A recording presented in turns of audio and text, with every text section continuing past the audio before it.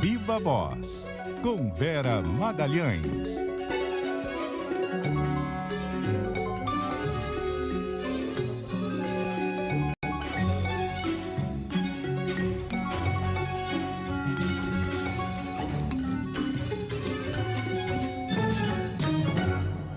Olá, boa noite, sejam bem-vindos ao Viva Voz, são 6h02, a gente está começando agora com muita análise, muito bastidor sobre as principais informações do dia e hoje tem pesquisa Datafolha, a gente vai destrinchar ela até o osso e tem muita coisa ali para ser discutida. Carol Moran, boa noite para você, minha amiga. Oi, Vera, boa noite para você, de novo para os ouvintes, tudo embolado nesse cenário de São Paulo, né, Vera? Tudo embolado, o Datafolha fez uma pesquisa com mais eleitores, uma amostragem maior, a margem de erro de 2 pontos, portanto vai chegando nessa reta final, os institutos vão refinando um pouquinho os critérios aí de busca dos eleitores e o cenário ainda não permite conclusões aqui em São Paulo. Guilherme Muniz já chegou, já está aqui no estúdio com a gente, vai trazer os dados, a gente vai debater item por item. Boa noite, Muniz. Boa noite, Vera. Boa noite, Carol, e a todos os ouvintes. Pois é, vou começar aqui trazendo os dados gerais da pesquisa e tem vários detalhamentos também para a gente trazer aqui. Falando dessa que é a primeira pesquisa da Datafolha para a Prefeitura de São Paulo, que foi feita depois daquele episódio em que um assessor de Pablo Marçal, do PRTB, agrediu um marqueteiro de Ricardo Nunes, do MDB, e está mostrando, como você disse, um cenário de estabilidade, porque tem ali um empate técnico entre o atual prefeito e Guilherme Boulos, do PSOL. Já Marçal aparece tecnicamente empatado no limite da margem de erro apenas com Boulos. Só que o Instituto considera que esse empate ele é improvável, exatamente porque está no limite da margem. Os números são: Ricardo Nunes, do MDB, aparece com 27%, exatamente o mesmo índice do levantamento anterior. Guilherme Boulos, do PSOL, vem com 25%, uma oscilação negativa de 1 ponto percentual. E Pablo Marçal, do PRTB, tem 21%, uma oscilação positiva de 2 pontos percentuais. Tabata Amaral, do PSB, tem 9%, é uma oscilação positiva de 1 ponto percentual. E José Luiz da Atena, do PSDB, pontuou os mesmos 6% da rodada anterior. Já Marina Helena, do Novo, tem 2%, o que representa uma oscilação negativa de 1 ponto percentual. Para finalizar esses números gerais, 6% dos eleitores declararam que vão votar em branco ou anular o voto, 3% não responderam à pesquisa. Esses dois últimos índices são exatamente os mesmos índices que apareceram na pesquisa anterior. E, bom, um dos itens que a gente tem olhado muito para entender quem tem mais chance de ir ao segundo turno é como votam os segmentos a partir da declaração de religião, Muniz. O que apareceu nesse Datafolha? Até porque teve uma certa corrida de alguns candidatos, né, reforçando agendas com lideranças evangélicas e de outras religiões, e até nas propagandas políticas de rádio e TV. O que a gente tem aqui de destaque, Vera, é que o Marçal passou à frente e se tornou numericamente o candidato preferido entre os eleitores que se declaram evangélicos. Ele chegou a 30% de preferência nesse grupo, porque ele oscilou positivamente 4 pontos percentuais. Nunes aparece na sequência com 29%, só que numa oscilação negativa de 3 pontos percentuais. Boulos oscilou positivamente 1 ponto percentual, tem 16% das intenções de voto nesse grupo. Lembrando aqui que os evangélicos representam 24% da amostra do eleitorado de São Paulo e esse recorte específico tem uma margem de erro de 5 pontos percentuais, é uma margem um pouco maior, portanto ainda tem empates entre os candidatos. Já entre os católicos, as oscilações foram mais discretas, Nunes segue à frente, também ainda com alguns empates técnicos. O atual prefeito tem preferência de 31% dos católicos, contra 25% de Boulos e 19% de Marçal. Marçal que oscilou positivamente 3 pontos percentuais nesse grupo. O grupo católico representa, na verdade, 40% da amostra, é um grupo maior no eleitorado e é um recorte, e é um grupo que tem 4 pontos também de margem de erro, então também é um cenário ainda bastante embolado. Quando a gente olha na rejeição desses dois grupos, a rejeição de Marçal chegou a 49% entre os católicos, 36% entre os evangélicos. Isso representa o quê? Uma subida de 8 pontos percentuais da rejeição de Marçal entre os evangélicos de um levantamento para o outro e um aumento de 13 pontos percentuais nesse grupo desde agosto. Já Nunes é rejeitado por 18%, tanto entre os católicos quanto os evangélicos. É uma oscilação interessante, mostra que a briga por esse eleitorado está acirrada E foi um período, Carol, que teve uma propaganda aqui do Ricardo Nunes mostrando uma fala do Pablo Marçal, ou numa palestra, ou num desses cursos que ele dá, falando que a Igreja Católica matou centenas, sendo que não foram centenas, foram muito mais de centenas, se você contar a Inquisição, os Cruzados, etc. E é um dado histórico que todo mundo sabe, pelo jeito não fez nem cócegas. Essa inserção não causou nenhum problema. Marçal segue crescendo nesse público, né, Vera? Você vê que ele está resiliente aí nas pesquisas e crescendo principalmente entre os evangélicos. Ô Muniz, e quando a gente pega a estratificação por renda, como é que tá, hein? Dando uma olhada no voto por renda da população, Nunes segue o candidato mais votado entre quem ganha até 2 salários mínimos. Ele é seguido por Boulos e Marçal, sendo que Marçal e Tabata foram os candidatos que mais oscilaram nesse segmento. Cada um deles teve oscilação de 2 pontos percentuais para cima, enquanto Nunes e Boulos oscilaram positivamente 1 ponto percentual. Então, todos oscilaram, mas oscilações de 1 ou 2 pontos percentuais. No extrato de 2 a 5 salários mínimos, o extrato intermediário ali da renda, Nunes viu a preferência dele recuar em 4 pontos percentuais. Esse é o limite máximo da margem de erro desse grupo, enquanto Marçal e Tabata, eles oscilaram positivamente 2 pontos percentuais cada. Boulos está apresentando uma estabilidade na casa dos 28% e é ainda o mais votado numericamente nesse grupo. Já entre os mais ricos, com mais de 5 salários mínimos, Boulos segue também como o candidato preferido, ainda que ele tenha oscilado negativamente 4 pontos percentuais. Já Marçal oscilou positivamente 3 pontos percentuais e é o segundo melhor colocado nesse grupo. E Nunes, o atual prefeito, oscilou positivamente 1 ponto percentual, ficando, portanto, na 3ª colocação. Pois aí tem essa diferença, né, dentro desse grupo de uma elite mais progressista, universitária, acadêmica ali, que está majoritariamente com Boulos, e o apelo que o Pablo Marçal tem no mercado financeiro, entre o empresariado. Semana passada mesmo teve um jantar de arrecadação de fundos que voltou a contar com grandes nomes aí do empresariado, então mostra uma divisão nessa estratificação dos mais ricos, que são um percentual pequeno do total do eleitorado, mas é um lugar em que o Marçal segue muito forte. Em relação ao segundo turno, Muniz? No segundo turno, Nunes segue à frente tanto de Boulos quanto de Marçal, e Boulos segue à frente de Marçal. Os números são os seguintes: no cenário entre Nunes e Boulos, Nunes venceria com 52% contra 36% do deputado federal. Ele tinha uma vantagem de 15 pontos percentuais, agora de 16, então praticamente ele não mudou. Só que num cenário de segundo turno entre Nunes e Boulos, nesse que a gente está falando aqui, o atual prefeito, que é apoiado oficialmente por Jair Bolsonaro, conquista 30% dos votos dos eleitores de Lula na última eleição presidencial. E Boulos, que é apadrinhado oficialmente, né, evidentemente por Lula, tem 64% dos votos desse grupo. O segundo cenário testado pelo Datafolha é entre Nunes e Marçal. Nunes teria 57%, Marçal teria 26%.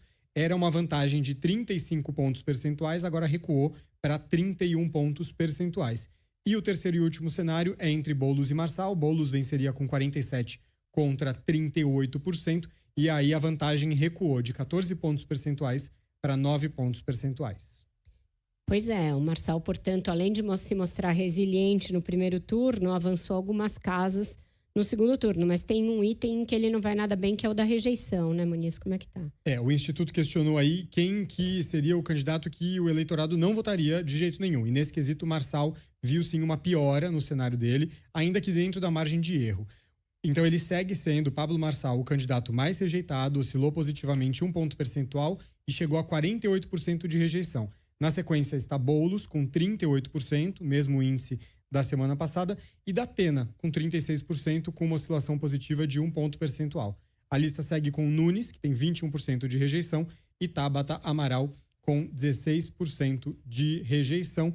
Olhando num cenário um pouco mais amplo, Vera, em 6 semanas, a rejeição de Marçal já aumentou 17 pontos percentuais. Lembrando que, como um todo, essa pesquisa tem margem de erro de 2 pontos percentuais para mais ou para menos.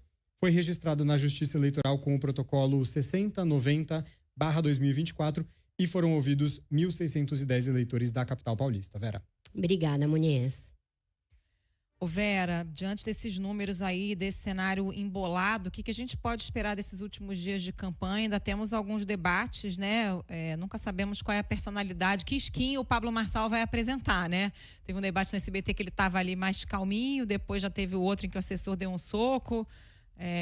Vai meter o louco ou será que vai tentar parecer mais moderado? Um grande temor de que ele use o debate da Globo para causar. É o debate com mais audiência entre todos, não tem padrão de comparação entre a audiência que tem a Rede Globo, por ser uma TV aberta e por ser a TV aberta que é líder em audiência e por ser a 3 dias da eleição. Então, são muitas circunstâncias que tradicionalmente fazem desse debate o evento mais importante das campanhas. E a possibilidade dele querer subverter as regras do debate e trazer acusações contra os adversários sem provas e trazer essa agressividade que tem sido a marca característica dele, está sendo considerada tanto pelos organizadores do debate como pelas campanhas adversárias. Acontece que se criou uma tempestade perfeita em que os candidatos têm medo de não ir ao debate e aí isso ser pior do que comparecer e se sujeitar ao que ele possa fazer, que é sempre imprevisível e que tem vindo num crescendo. As campanhas olharam para esses dados, Carol, e eu ouvi o que me pareceu a melhor síntese. A eleição está totalmente aberta. Um dos coordenadores da campanha do Ricardo Nunes lembrou os números de 2022 no estado de São Paulo, em que na pesquisa da véspera, o Tarcísio de Freitas aparecia ali em segundo ou terceiro, passou à frente no segundo turno em primeiro e depois venceu o Haddad com uma margem bem confortável. Mesmo aconteceu para o Senado. O Marcos Pontes aparecia bem abaixo e aí passou à frente. Então, os quadros muito voláteis na reta final têm sido uma constante nas últimas eleições.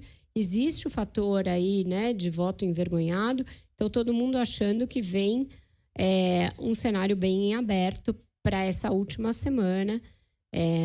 Vai ser teste para cardíacos, como diria o Galvão Bueno. Pois é, você falou do voto envergonhado, esse é um ponto importante, né? Porque se a gente lembrar em eleições anteriores, o próprio Bolsonaro teve uma votação muito maior do que aparecia nas pesquisas. Não sei se é exatamente um voto envergonhado, ou se o eleitor do Bolsonaro também tentava na época mascarar um pouco o resultado das pesquisas. Os bastidores da campanha estão esperando isso, que a votação do Marçal seja mais expressiva do que está aparecendo nas sondagens? Eu ouvi que se ele chegar com 20, 21 na pesquisa da véspera, existe uma boa chance de que ele chegue com 30 na urna.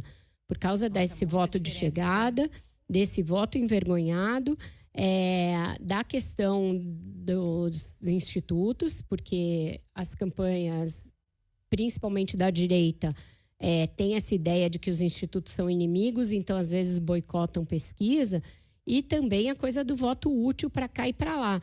Eles estão temerosos, a campanha do Nunes, com o fato de que ele tem o voto menos convicto.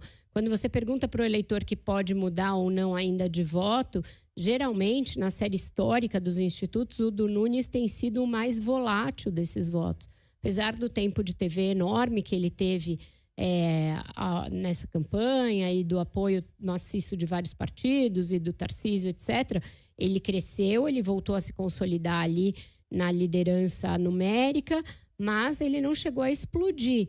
Então, eles estão sim preocupados que pode ficar fora do segundo turno. E eu acho que essa pesquisa deve ter acendido um sinal vermelho na campanha também do Guilherme Boulos, porque ele baseou muito das últimas semanas em bater pesadamente no Ricardo Nunes, apostando nessa ideia de que um segundo turno com o Marçal seria mais fácil para ele, mas não só essa margem vem se estreitando, como o Muniz mostrou, como também tem um componente aí de risco de o Marçal vir crescendo e o Boulos estagnar ou começar a oscilar negativamente e até mesmo ficar fora do segundo turno.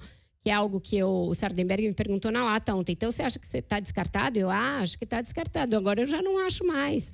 Se o Sarda estiver nos ouvindo, eu vou pedir um direito de resposta para mim mesma.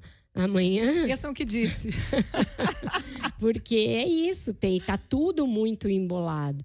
Dá para cravar. E assim, a gente imagina que tenha uma vaga para a esquerda, porque a esquerda tradicionalmente vai bem em São Paulo, tem algo como 30% dos votos, mas não se pode descartar O fato de que talvez a candidatura do Boulos, com essa rejeição, isso comece a se mostrar no primeiro turno e que acabe com um cenário muito embolado, muito parelho, ele ficando fora do segundo turno. Seria um desastre para a esquerda, um desastre para o Lula, mas seria muito fruto do fato de que eles apostaram em deixar o Marçal correr solto. E o Marçal foi quem mais danos criou a candidatura do Guilherme Boulos logo na largada, com aquela fake news bizarra a respeito do uso de drogas, e ainda assim o Boulos preferiu apostar nesse discurso de que são duas faces da mesma moeda. O Pablo Marçal e o Ricardo Nunes, sem se dar conta de que esse elemento antipolítica, antissistema,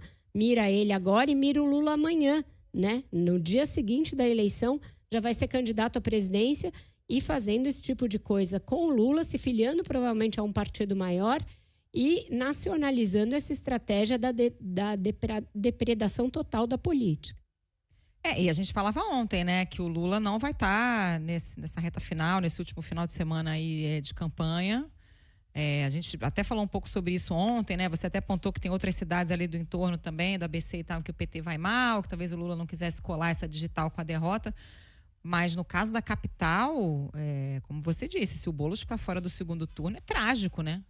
Trágico para ele. Hoje eu conversei com um ministro que procurou pintar um quadro bastante cor-de-rosa das eleições, dizendo que a Frente Ampla está ganhando em vários lugares. Primeiro que a Frente Ampla já não existe mais. Não tem essa história de Frente Ampla. Muitos partidos do que se convencionou chamar de Frente Ampla estão com projetos próprios, na maioria das capitais. Eles querem, por exemplo, acreditar na conta do Lula a enorme vantagem do João Campos e a vantagem do Eduardo Paes. Nenhum nem outro tem feito a sua campanha ancorados na figura do Lula, como é o caso do Guilherme Boulos. São estratégias absolutamente diferentes. E estão se fiando muito na ideia de que Fortaleza, o PT vai para o segundo turno e vai vencer. Mas lá tem 4 candidatos bem embolados. E em Belo Horizonte tem um risco concreto da esquerda ficar fora do segundo turno. Não está dado, o prefeito Fuad Numan tem boa chance de ir ao segundo, mas ele também não é um candidato de esquerda. Ele é um candidato que pode vir a ser apoiado pela esquerda, isso se todas as portas não se fecharem, porque ele é quem mais tem apanhado do candidato do PT e também da deputada Duda Salabert. Então, querer pegar resultados tão diversos e heterogêneos como esse, transformar numa vitória da Frente Ampla, é um triplo twist carpado narrativo que o governo vai tentar fazer, mas que não convence ninguém que se detenha mais especificamente sobre a questão desses palanques, Carol. Vamos voltar a falar aqui de São Paulo e dessa estratégia do Guilherme Boulos, porque tá na linha com a gente a Malu Mões, que tem acompanhado o candidato e fala aí dessa reta final. Boa noite para você, Malu. Boa noite, Vera. Boa noite, ouvintes. Mais uma vez, o candidato do PSOL à Prefeitura de São Paulo deu mais um aceno na busca por se mostrar moderado, de reverter também a rejeição que ele tem na casa de 38%. Hoje ele chamou o governo de Nicolás Maduro na Venezuela pela primeira vez de ditadura. A declaração foi feita em entrevista à TV Globo nesta quinta. Boulos já havia criticado a eleição venezuelana, destacando as denúncias de fraudes, mas essa é a primeira vez que o candidato do PSOL de fato diz que não há democracia na outra nação. Um regime que persegue opositor, um regime que faz eleição sem transparência, para mim não é democrático e ponto. É ditadura? Lógico, é um regime ditatorial. Agora, seria importante que os meus adversários, a mesma preocupação que tem em relação à democracia na Venezuela, tivessem tido no Brasil, quando o Bolsonaro ficou ameaçando a urna eletrônica, tentou dar golpe no dia 8 de janeiro, e o Ricardo Nunes disse que foi só uma manifestaçãozinha, que não foi golpe. Essa é uma mudança de posição de Boulos em comparação com 2018, quando ele era candidato à presidência. 6 anos atrás, ele chegou a falar que o governo de Nicolás Maduro não era uma ditadura. Essa fala é muito explorada por adversários de Boulos agora nas eleições municipais. Ricardo Nunes, do MDB, e Pablo Marçal, do PRTB, usam a declaração para associar Boulos à imagem de extremista. Logo após o pleito do país vizinho, no final de julho, o candidato do PSOL ainda evitava repudiar de forma enfática o governo Maduro. No começo de agosto, ele falou que a Venezuela não era o modelo de democracia dele. No final de agosto, ele passou a admitir que havia indícios fortes de fraude. No começo desse mês de agora, de setembro, Boulos declarou que a gestão Maduro não era legítima e agora, hoje, chama o regime de ditadura. Essa modulação, como eu falei, vem nessa estratégia de se mostrar moderado. A estratégia, segundo apurei, nessa reta final, mesmo depois da pesquisa de hoje, vai ser continuar na mesma estratégia, nos mesmos planos de fazer acenos à periferia, continuar fazendo agendas na periferia, com a marca, mesmo com o cancelamento do presidente Lula. Eles também vão continuar fazendo ataques à gestão de Ricardo Nunes, vão deixar de lado os ataques a Pablo Marçal, mas eles não pretendem tentar mais nenhuma outra estratégia, tática, e eles ainda apostam que o segundo turno vai ser entre Boulos e Ricardo Nunes, apesar de ter alguns aliados dele que ainda acham que há uma chance de ser entre o Boulos e o Marçal.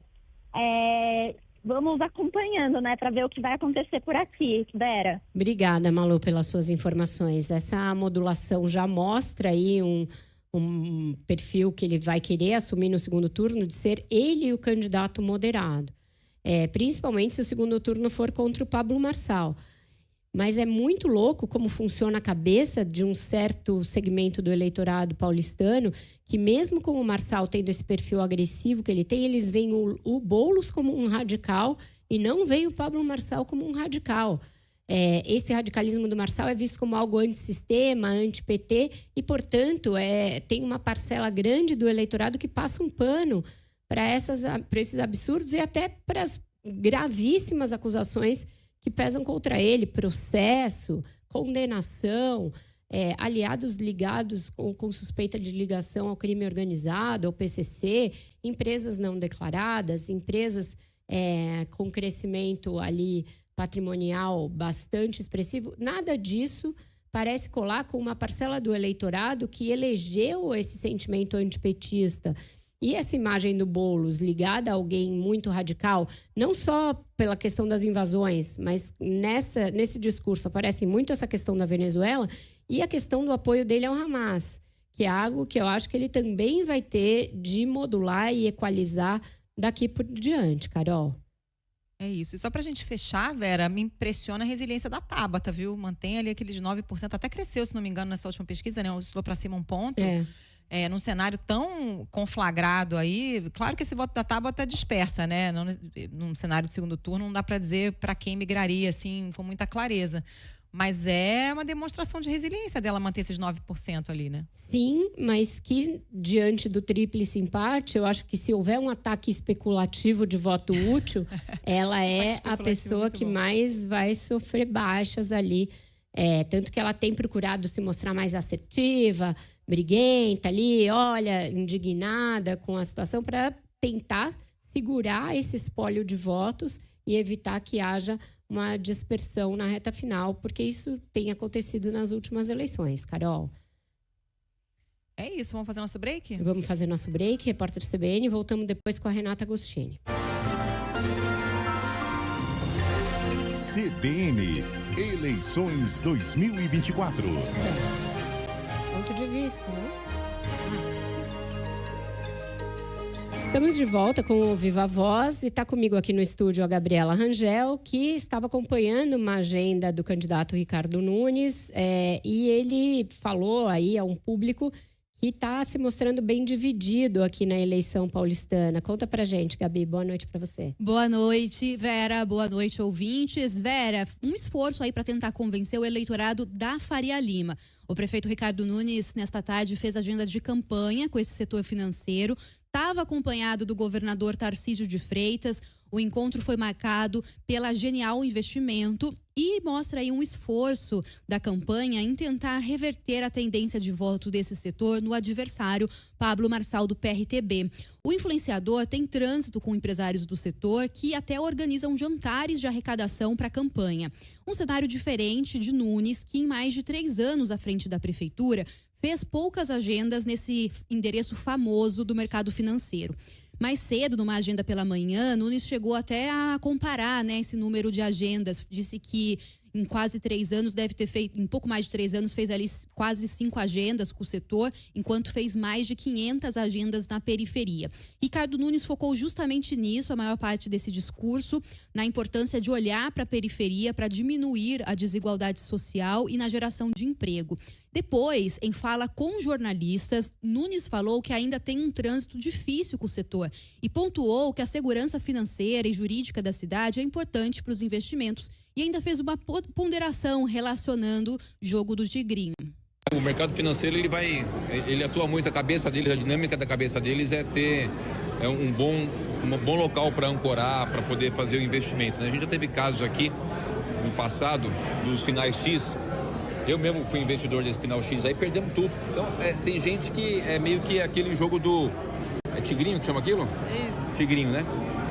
Mas para dizer isso, que tem que ser do mundo da realidade, da gente ver aquilo que é resultado, daquilo que a gente está fazendo, aquilo que a gente já apresentou e que pode, com certeza, estar realizando para frente. Enquanto Nunes, então, focou bastante na periferia, Tarcísio falou sobre segurança no centro. Ele foi muito aplaudido quando ele falou em devolver o centro para as pessoas. Então, o pessoal da Faria Lima tem esse apelo, região central de São Paulo, a recuperação. E ele também falou sobre a privatização da Sabesp e ele citou isso como uma prova de que Nunes não é comunista, porque ele foi ali um forte apoiador, foi essencial para que o processo de privatização da Sabesp tivesse sucesso. E ele também, o Tarcísio pontuou ali o que ele sempre diz, né, nas agendas em conjunto, que se preocupa com os projetos junto com a gestão municipal que não podem não ser viáveis em outra gestão. E já que a gente citou logo no início do texto o fato de Marçal aparentemente ter apoio desse setor, já que frequenta jantares com empresários para arrecadação para a campanha, quero trazer aqui, Vera e Carol, uma apuração da Marcela Lorenzetto de mais cedo, que ela teve com o Marçal e ela questionou ele sobre esse assunto. O que disse Marçal? Que a maior parte das doações que a campanha dele recebe vem de empresários de outros estados. Nas palavras dele, o empresário paulistano acostumou a aceitar a esquerda. Ontem houve um jantar nesse modelo, né, aí promovido por empresários da campanha de Marçal, e de acordo com a campanha de Marçal foram arrecadados R$300 mil. Quem puxou o início das doações foi o empresário mineiro. Vera. Obrigada, Gabi, pelas suas informações. É interessante essa fala do Ricardo Nunes, porque ela coincide com uma fala do Guilherme Boulos, inclusive aqui na Sabatina, nessa história de que a redução da desigualdade social deveria interessar a todos, porque isso faz com que reduza o índice de criminalidade, reduza a demanda por transporte público e, portanto, o trânsito, por se a pessoa consegue um emprego na sua própria região, nas próprias periferias, etc. Se ela consegue uma moradia, reduz a população de rua no centro expandido, nos bairros da classe média alta. Deveria ser óbvio, mas é visto como um discurso de esquerda. É inacreditável, mas é apenas um discurso baseado em dados e evidências bem básicos e totalmente econômicos, Carol Moran. Depois que a defesa da democracia virou coisa de comunista, né, Vera? As coisas estão bem distorcidas mesmo. Totalmente. Agora sim, vamos com o ponto de vista. Solta a vinheta. CBN Ponto de Vista, com Renata Agostini.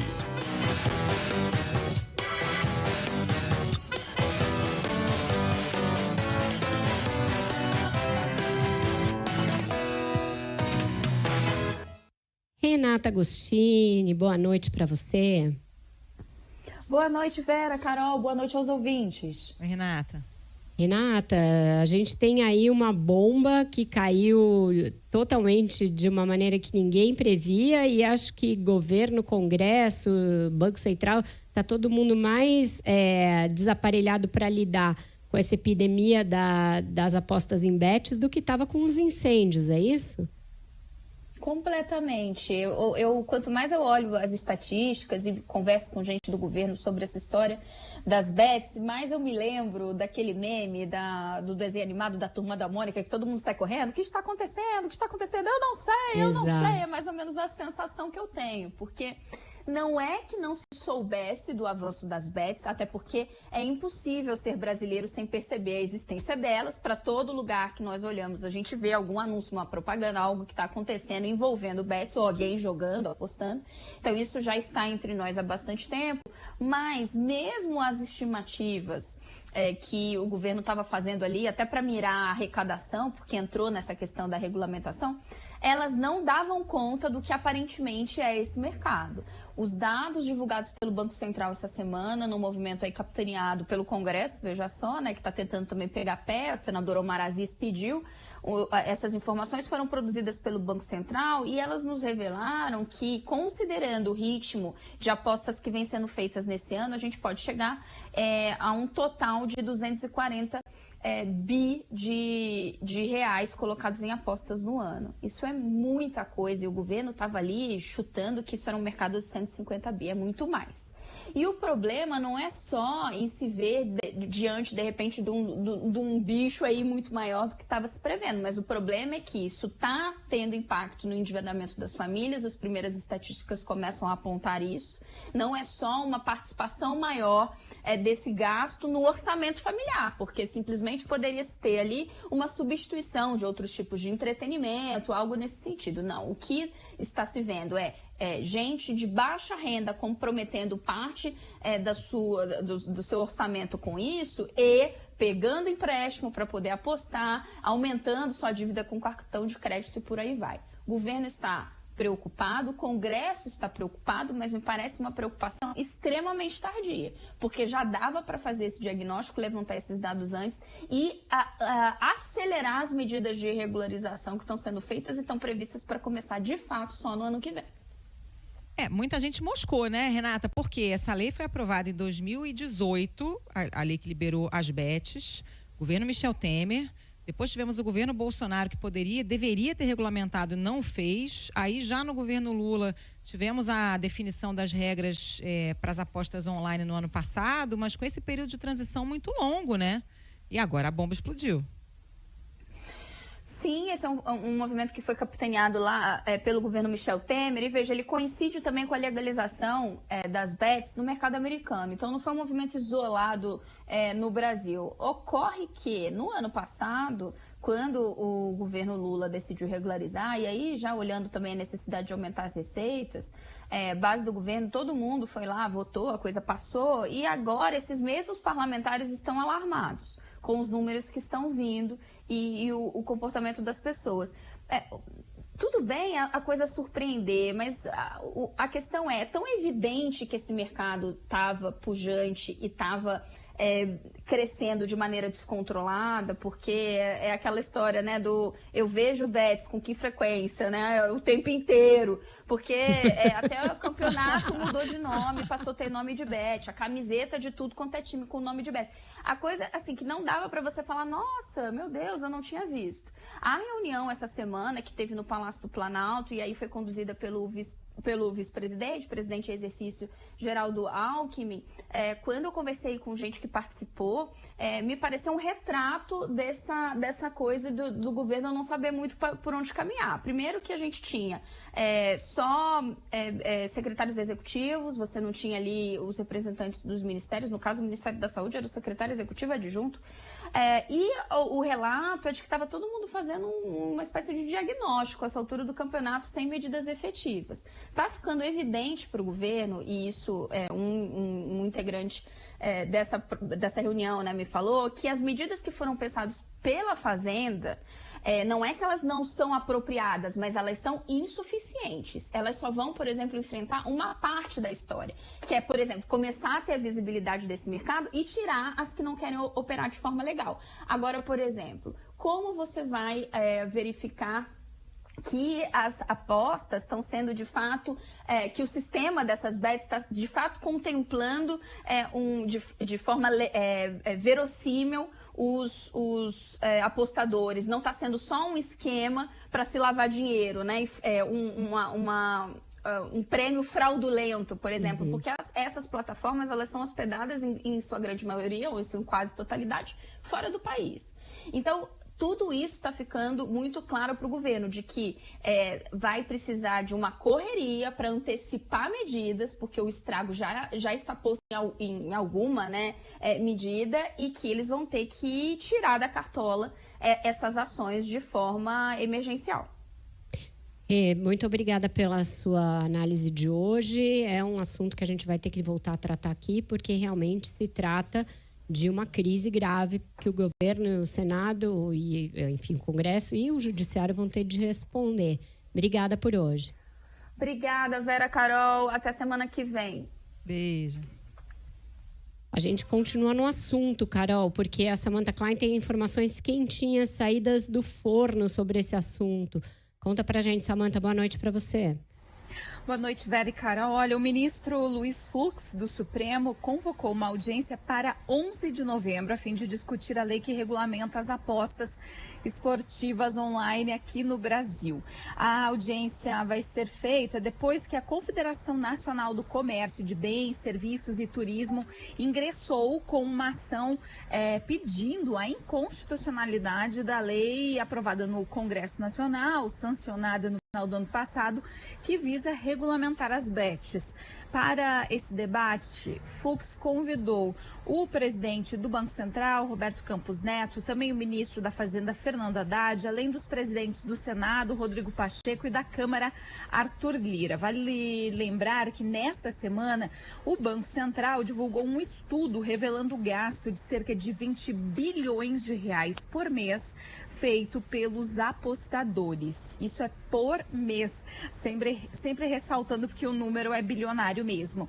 A Confederação Nacional do Comércio pediu a suspensão imediata da lei, usando o argumento dos graves impactos sociais e econômicos, não somente para o Congresso, para as famílias, mas também para o comércio. Inclusive, a CNC fez um estudo recente mostrando que os brasileiros gastaram, segundo esse estudo, 68 bilhões em apostas entre 2023 e 2024, mas o Banco Central já mostrou que esse número é bem maior. Mas para a CNC, cerca de 22% da renda das famílias está sendo, portanto, consumido com essas apostas, o que traz também o problema do endividamento. Claro, especialistas, entidades, órgãos da sociedade civil, do governo também podem participar e se inscrever aí até o dia 18 de outubro, segundo essa determinação aí do ministro Luiz Fux. Com vocês. Obrigada, Samantha. É isso, Carol. Vai sobrar para o Supremo de novo. Mais uma vez, né, Vera? Quando tem polêmica, quando a gente menos espera, aparece o ministro do Supremo, assim, né? Isso, e agora essa coisa das audiências virou moda. Vamos para o nosso outro intervalo. Voltamos já com o encerramento do Viva Voz. Estamos de volta com o Viva Voz e o Lula está voltando também, né, Carol, ao Brasil, depois dessa viagem aos Estados Unidos, com o problema das queimadas e dos incêndios ainda longe de ser solucionado. Com essa temperatura extrema nos dias de ontem e de hoje, a gente viu novos focos, viu mudança de vento atrapalhando o combate aos focos já existentes. Então, a coisa está bem feia e já a gente vai trazer informações da ISA a esse respeito. Vera, é tanta notícia que a gente até perde o foco do que é realmente importante, né? O país pegando fogo. Tem até uma notícia de hoje, antecipada pela Miriam Leitão, colunista do Globo, nossa comentarista aqui na CBN, de que o BNDES aprovou destinação de recursos do Fundo Amazônia para o Corpo de Bombeiros de alguns estados, né? Amapá, Amazonas, Pará e Roraima. Dinheiro aí para aquisição de equipamentos, enfim, é um grão de areia aí nessa enormidade desse desafio de combater as queimadas, né? E na outra frente, que é a de investigação sobre o caráter criminoso desses incêndios, tem novidade, a Isa Staciarini traz para a gente agora. Boa noite para você, Isa. Oi, Vera, muito boa noite a você, a Carol e a todo mundo que nos acompanha. Subiu para 96 o número de inquéritos abertos pela Polícia Federal justamente para apurar os incêndios que atingem todo o país, especialmente a Amazônia, o Pantanal e o Cerrado. A maioria dessas investigações mostra que a que as queimadas até agora foram intencionais e que têm associação com outros crimes, como grilagem, exploração ilegal de área pública e até motivação política. Isso porque uma das linhas de investigação aponta que essas ações podem ter sido provocadas como forma de retaliação e contrariedade ao governo do presidente Lula. A informação foi dada à CBN hoje, durante uma entrevista, pelo diretor de Amazônia Legal e Meio Ambiente da Polícia Federal, o delegado Humberto Freire. Ele disse que os agentes apuram ainda a atuação de organizações criminosas orquestradas, que teriam crimes ambientais, além de outros como lavagem de dinheiro e corrupção de agentes públicos associado à prática do crime ambiental. Lembrando que o crime ambiental é a terceira atividade criminosa que mais movimenta dinheiro ilegal, são cerca de 281 bilhões de dólares e não de reais por ano em todo o mundo. Só perde para o tráfico de drogas e contrabando. Por isso, o delegado Humberto Freire chama atenção para a necessidade de um endurecimento das penas, já que no caso de queimadas e desmatamento, o tempo de prisão varia de 2 a 4 anos de punição, que geralmente é revertida em penas alternativas devido a ser crimes com baixo potencial ofensivo, né? Por isso, segundo Freire, dificilmente há mandados de prisão expedidos pela Justiça. Realmente a gente precisa modernizar nossa legislação para a gente ter ferramentas até de enfrentamento ao crime mais efetivas. Para você ter uma ideia, um inquérito em que a pena tem uma pena baixíssima, dificilmente a gente consegue um mandado de prisão contra esses autores. No final do processo não é previsto uma prisão, por que haveria uma prisão cautelar? E essa é a discussão muitas vezes que se faz. Já tivemos alguns casos com pedido de prisão, mas que infelizmente não foram deferidos pela Justiça. Nesse mesmo sentido, Vera, o Ministério da Justiça formulou uma proposta e enviou um esboço de um projeto à Casa Civil que propõe justamente endurecer as penas e multas para quem comete crimes ambientais. O texto ao qual o produtor Wender Starles teve acesso busca aumentar as qualificadoras e os agravantes. Entre as propostas, há a ideia de obrigar quem cometeu um crime ambiental a reparar os danos, além de aumentar a pena no caso de fogo em área de preservação ambiental ou da venda de animais silvestres pela internet. No anteprojeto, o Ministério da Justiça informou que em todo o sistema carcerário do país há pouco mais de 370 pessoas presas por crimes ambientais. Vera e Carol. Obrigada, Isa, Wender, pelas informações. Ficamos por aqui por hoje, Carol Moran. É isso, Vera. Obrigada. Boa noite para você. Até amanhã. Até amanhã. Vocês ficam agora com a Carol e o Muniz. Ainda tem muito mais informação e o Viva Voz volta amanhã às 6 da tarde.